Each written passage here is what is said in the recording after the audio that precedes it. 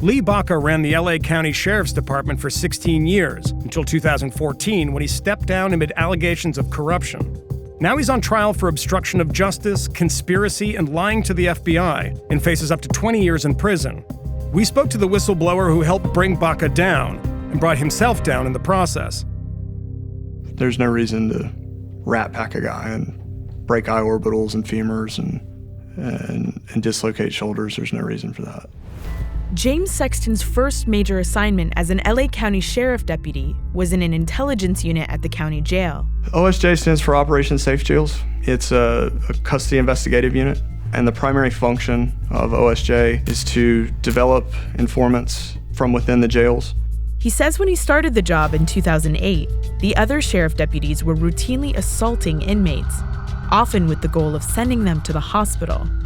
If a guy was kicking my ass in there, then I had to do what I had to do. And if he ended up going to the hospital too, that's fine. But uses of force that went above and beyond what needed to happen, I didn't believe in that. The ACLU would soon release multiple reports about how LA County Sheriff deputies under Sheriff Lee Baca were regularly torturing inmates. Sexton says he never participated and instead focused on developing informants. I'm very, very proud of the fact that I was able to convince somebody that was in a gang that it was okay to talk to me. I had a pretty simple pitch. I would ask the guy, who's your favorite athlete? I'd say, okay, does that guy make more money as a running back scoring touchdowns, or does he make more money selling Guitar Heroes and Gillette razors? And they'd be like, you know what? It's the second part. And I was like, you know how that happens? And he's like, no, how's that happen? And I was like, an agent. I'm your agent. I get you the best deal with the best team for the best dollar. For 4 years, Sexton's informants helped him solve hundreds of crimes, including murders. One of his best informants went by the name Wicked. Wicked, that's what he went by. Wicked told Sexton a story that he'd later repeat in front of a federal grand jury. He told us about a deputy at Men's Central Jail that passed dope and a cell phone to a white shot caller in Men's Central Jail that was fighting a double homicide, a deputy sheriff by the name of Deputy Joe Britton. I didn't know Britton, so I was neutral. Based on what Wicked had done for us in the past, I wrote it up. At the time, my supervisor was Lieutenant Greg Thompson. He went directly to Britton with the memo and handed him the memo and the report unredacted. After he filed the report, everything changed for Sexton. I was definitely getting the snitch jokes, rats left in my locker, cheese, the whole thing.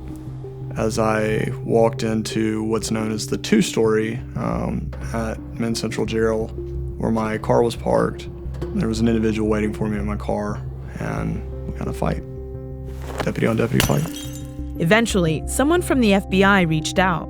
I was contacted by an FBI agent. He's like, you know, we've heard some scary things that are going on with you in the sheriff's department, and we have some concerns for your safety.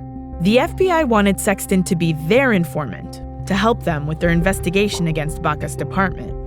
And, you know, I capitulated. I'd had enough. I had nowhere else to go. I jumped in the pool head first. Sexton says he told the FBI about Britton, about the widespread abuse of inmates, but the agency honed in on one story, revolving around an inmate named Anthony Brown. Anthony Brown was a high-powered inmate. He was being moved for a particular reason. Every time inmates are moved out of their cells, their personal inventory is searched, and they found a cell phone. And once that cell phone was recovered, a member of my team discovered that it was an FBI cell phone. Now, that can mean a ton of things. Could have been stolen, could have been smuggled in. We didn't know. At the time the cell phone was discovered, I knew nothing about an FBI investigation into the sheriff's department. But supervisors in the department suspected that Brown was a mole for the FBI and decided that the best way to obstruct the agency's investigation was to hide Brown by moving him to other jails. And Sexton was roped into the effort, which was dubbed Operation Pandora's Box. I was involved in a couple major components of the Brown situation. I was one of many who changed his name we were keeping Anthony Brown as a new booking. Sexton agreed to testify in front of a federal grand jury about how his colleagues conspired to hide Brown from the FBI. He didn't realize that he was also indicting himself. At 26, not only did I think I had nothing to hide, I thought I did nothing wrong. I answered in 2 grand juries that I participated in Operation Pandora's Box. The entire foundation of my conviction is my own statements. 21 Sheriff's Department officials, including Sexton, would be convicted for corruption and misconduct. I'm sentenced to 18 months. I fought it as hard as I could. Sexton was found guilty of conspiracy and obstruction of justice, as was Thompson, Sexton's old supervisor.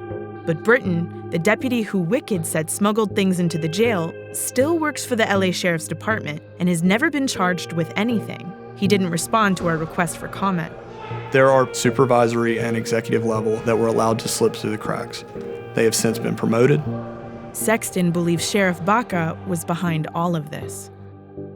He ruined a lot of people's lives, and he ruined a great department.